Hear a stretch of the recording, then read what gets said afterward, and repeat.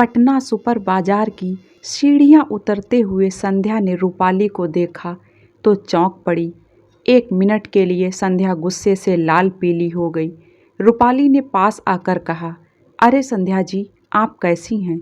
संध्या खामोश रही तो रूपाली ने आगे कहा, मैं जानती हूँ आप मुझसे नाराज होंगी। आपकी इसमें कोई गलती नहीं है। आपकी जगह कोई भी होता वो भी मुझे गलत ही समझता। संध्या फिर भी चुप रही। उसे लग रहा था कि रूपाली सिर्फ बेशरम ही नहीं बल्कि अव्वल नंबर की चापलूस भी है। रूपाली ने समझाते हुए आगे कहा, संध्या जी, मेरे मन में कई बार यह ख्याल आया कि आपसे मिलूं और सब कुछ आपको सच सच बता दूं, मगर सुधांशु जी ने मुझे कसम देकर रोक दिया था। सुधांशु का नाम सुनते ही संध्या के तन बदन में आग लग गई। वही सुधांशु जिसने संध्या से प्रेम का नाटक करके उसकी भावनाओं से खेला था और बेवफाई करके चला गया था। संध्या के जीवन के पिछले पन्ने अचानक फड़फड़ा कर खुलने लगे। वह गुस्से से लाल पीली हुई जा रही थी। रूपाली संध्या का हाथ पकड़कर नीचे रेस्टोरेंट में ले गई। आइए कॉफ़ी पीते हैं और बातें भी करेंगे। ना चाहते हुए भी संध्या रूपाली के साथ चल दी। रूपाली ने कॉफ़ी का ऑर्डर दिया। संध्या अपने अतीत में खो गई। लगभग 10 साल पहले की बात है। पटना शहर उन दिनों आज जैसा आधुनिक नहीं था। शिव प्रसाद सक्सेना का परिवार एक मध्यम वर्गीय परिवार था। वे पटना हाई स्कूल में मास्टर थे। 2 बेटियां, संध्या और मीनू। बस यही छोटा सा परिवार था। संध्या के बीए पास करते ही माँ ने उसकी शादी की जिद पकड़ ली। उसकी जन्म कुंडली की दर्जनों कॉपियां कराकर उन पर हल्दी छिड़ककर तैयार कर ली गई। एक तरफ पापा ने अपने मित्रों में अच्छे लड़के की तलाश शुरू कर दी तो दूसरी ओर माँ ने टीपन की कॉपी हर बुआ, मामी और चाचियों में बांट दी। दिन बीतते रहे पर कहीं भी विवाह तय नहीं हो पा रहा था। माँ को परेशान देखकर एक दिन जौनपुर वाली बुआ ने साफ साफ कह दिया, देखो छोटी भाभी, मैंने तो संध्या के लिए जौनपुर में सारी कोशिशें करके देख ली, पर जो भी सुनता है कि रंग थोड़ा सा दबा है, बस नाक भौं सिकोड़ लेता है। अरे दीदी, रंग थोड़ा सा दबा हुआ तो क्या हुआ? कोई मेरी संध्या में खोट तो निकाल दे। माँ बोल उठी, हम जानते नहीं हैं क्या छोटी भाभी, पर जब ये लोग लड़के वाले बन जाते हैं तब ना जाने कौन सा चश्मा लगा के 13 खोट और 26 कमियां निकालने लगते हैं। माँ और बुआ का अपना अपना राग दिन भर चलता रहता था। इसके बाद तो हर साल लगन आते ही माँ मीनू से टीपन उतरवाने और उस पर हल्दी छिड़क कर आदान प्रदान करने में लग जाती और लगन समाप्त होते ही निराश होकर बैठ जाती। अगले साल जब फिर से नया टीपन तैयार होता तब उसमें संध्या की उम्र 1 साल बढ़ा दी जाती। कहीं भी शादी तय नहीं हो पा रही थी। दिन बीतते गए। संध्या में एक हीन भावना घर करने लगी। हर बार लड़की दिखाने की रस्म के बाद वह मानसिक और शारीरिक दोनों रूप में मलिन हो जाती। उसे गुस्सा भी आता और अंदर से एक ग्लानि भी होती। पापा के ललाट की शिकन और माँ की चिंता उसे अपने दुख से कहीं ज़्यादा बेचैन करती थी। सिलसिला साल दर साल चलता रहा। धीरे धीरे संध्या में एक परिवर्तन आने लगा।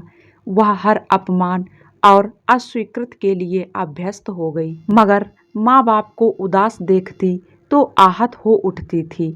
आखिर एक दिन माँ को उदास बैठे देखकर संध्या बोली, माँ, मैंने फैसला कर लिया है कि मैं शादी नहीं करूँगी। तुम लोग मीनू की शादी कर दो। तो क्या जीवन भर कुंवारी बैठी रहोगी? माँ ने डांटा। तो क्या हुआ माँ, कितनी ही लड़कियाँ कुंवारी बैठी हैं। मैं बिन ब्याही रह गई तो कौन सा पहाड़ टूट पड़ेगा। देखो, स्मिता दीदी ने भी तो शादी नहीं की। क्या हो गया उन्हें? मौज से रह रही हैं। हमारे खानदान की लड़कियां कुंवारी नहीं रहती।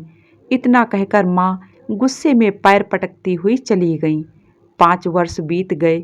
संध्या ने एमए कर लिया और मगध महिला कॉलेज में लेक्चरर की नौकरी भी मिल गई। अपने कॉलेज और पढ़ाने में ही वह अपने को व्यस्त रखती थी। संध्या अक्सर सोचा करती थी कि यह कैसी विडंबना है कुदरत की कि रूप आकर्षण न होने की वजह से उसके साथ साथ पूरे परिवार को पीड़ित होना पड़ रहा है। वह कुदरत को अपने प्रति हुई नाइंसाफी के लिए बहुत कोसती थी। वह सोचती थी कि आखिर उसका क्या कसूर है। शादी के समय लड़की के गुणों को रूप के आवरण में लपेटकर न जाने कहाँ फेंक दिया जाता है। एक दिन पापा ने जब मनोहर बाबू से रिश्ते की बात चलाई तो माँ सुनते ही आग बबूला हो गईं। आप सठिया तो नहीं गए हैं? मनोहर अपनी संध्या से 14 साल बड़ा है। आप लड़का ढूंढने चले हैं या बूढ़ा बैल? पापा ने मनोहर बाबू की अच्छी नौकरी, अच्छा घराना और भी कई चीज़ों का वास्ता देकर माँ को समझाना चाहा, मगर माँ टस से मस नहीं हुई। एक दिन संध्या जब कॉलेज से घर लौटी तो उसने देखा बरामदे में कोई पुरुष बैठा मम्मी पापा के साथ बड़े अपनेपन से बातें कर रहा था। वह उसे पहचान पाने में विवश थी। तभी पापा ने मेरा परिचय कराते हुए कहा, मेरी बड़ी बेटी संध्या, यही मगध महिला कॉलेज में लेक्चरर है और आप हैं शोभा के देवर सुधांशु जी। संध्या ने देखा, बड़े ही सलीके से खड़े होकर उसने हाथ जोड़े। उत्तर में संध्या ने नमस्ते किया, फिर वो अंदर चली गई। सुधांशु अक्सर संध्या के घर आने जाने लगा। बातचीत करने में माहिर सुधांशु बहुत जल्दी ही घर के सभी सदस्यों का प्यारा बन गया। पापा से राजनीति पर बहस होती तो माँ से धार्मिक वार्तालाप। मीनू को चिढ़ाता भी तो बहुत आत्मीयता के साथ में। मीनू भी हर विषय में सुधांशु की सलाह लेना जरूरी समझती थी। कई बार मम्मी पापा उसे छिड़क भी देते थे, जिसे सुधांशु हंसकर टाल देता। सुधांशु स्वभाव से एक आजाद ख्याल का व्यक्ति था। वह साहित्य, दर्शन, विज्ञान या प्रेम संबंधों पर जब संध्या से चर्चा करता तब उसकी बुद्धिमत्ता की बरबस ही सराहना करने को उसका जी चाहता था। उसकी आवाज़ में एक प्रवाह था जो किसी को भी अपने साथ बहा कर ले जाने में सक्षम था। सुधांशु संध्या के कुंठित जीवन में हवा के ताज़ा झोंके की तरह आया। संध्या को धीरे धीरे सुधांशु का साथ अच्छा लगने लगा। अब तक संध्या ने अपने को दबाकर मन मार कर जीने की कला सीख ली थी, मगर अब सुधांशु का अस्तित्व उसके मनोभावों पर हावी होने लगा था और संध्या अपनी भावनाओं पर से अंकुश खोने लगी थी। अंजाम सोचकर वह भय से कांप उठती थी, क्योंकि प्रेम की राहें इतनी संकरी होती हैं कि इनसे वापस लौट कर आने की गुंजाइश नहीं होती। नारी को एक प्राकृतिक उपहार प्राप्त है कि वह पुरुष के मन की बात बगैर कहे ही जान लेती है। इसीलिए संध्या को सुधांशु का झुकाव भांपने में देर नहीं लगी। आखिर एक दिन इन अप्रत्यक्ष भावनाओं को शब्द भी मिल गए। सुधांशु ने अपने प्रेम का इजहार कर दिया। प्रतीक्षारत संध्या का रोम रोम पुलकित हो उठा। संध्या में उल्लेखनीय परिवर्तन आने लगा। अपने हृदय के जिस कोने को अब तक वह टटोलने से डरती थी, उसे अब उड़ेल उड़ेल कर निकालने को इच्छुक हो उठी थी। संध्या हमेशा सुधांशु की ही यादों में खोई रहती।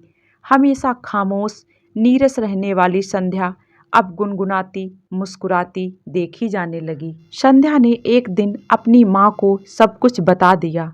माँ को तो सुधांशु पसंद था ही, वह खुश हो गईं। पापा भी उसे पसंद करते थे।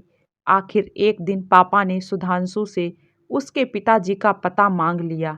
वे वहां जाकर शादी की बात करना चाहते थे। सुधांशु ने बताया कि अगले महीने ही उसके पिताजी पटना आ रहे हैं, यही बात कर लीजिएगा। 3 महीने बीत गए, सुधांशु के पिताजी नहीं आए। सुधांशु ने भी धीरे धीरे आना जाना बहुत कम कर दिया। लगभग 1 सप्ताह तक सुधांशु संध्या से नहीं मिला तो वह उसके सीधे ऑफिस जा पहुंची। वहां पता चला कि आजकल वह छुट्टी पर है। संध्या सीधे सुधांशु के घर पर जा पहुंची और दरवाज़ा खटखटाया। सुधांशु ने ही दरवाज़ा खोला। अरे संध्या, तुम आओ, अंदर आओ। ये क्या मजाक है सुधांशु, तुम 1 सप्ताह से मिले भी नहीं। और संध्या गुस्से में कुछ और कहती कि उसने सामने बालकनी में एक लड़की को देखा तो अचानक चुप हो गई। सुधांशु ने चौंकते हुए कहा, अरे मैं परिचय कराना भूल गया। ये है मेरी फैमिली फ्रेंड और आप हैं रूपाली, मेरी गर्लफ्रेंड। इसके पहले संध्या कुछ पूछती, सुधांशु ने थोड़ा झेंपते हुए कहा, बहुत जल्दी ही रूपाली मिसेस रूपाली बनने वाली हैं। अरे रूपाली, संध्या को चाय नहीं पिलाओगी? संध्या को मानो काटो तो खून नहीं। उसे यह सब अजीब लग रहा था। उसका मन करता था कि सुधांशु को झकझोर करके पूछे कि आखिर ये सब क्या कह रहे हो। रूपाली रसोई में गई तो संध्या ने आंखों में गुस्सा जताते हुए कहा, सुधांशु प्लीज़, मजाक की भी कोई सीमा होती है। ये क्या है कि जो मुंह में आया बक दिया? यह मजाक नहीं है संध्या, ये सच है कि हम दोनों शादी करने वाले हैं, सुधांशु ने बेहिचक कहा। दोस्तों, आगे की कहानी अगले पार्ट में आपको मिलेगी। क्या सुधांशु सच में रूपाली से शादी करेगा या वो सिर्फ मजाक था, या तो संध्या ही सुधांशु से शादी करेगी?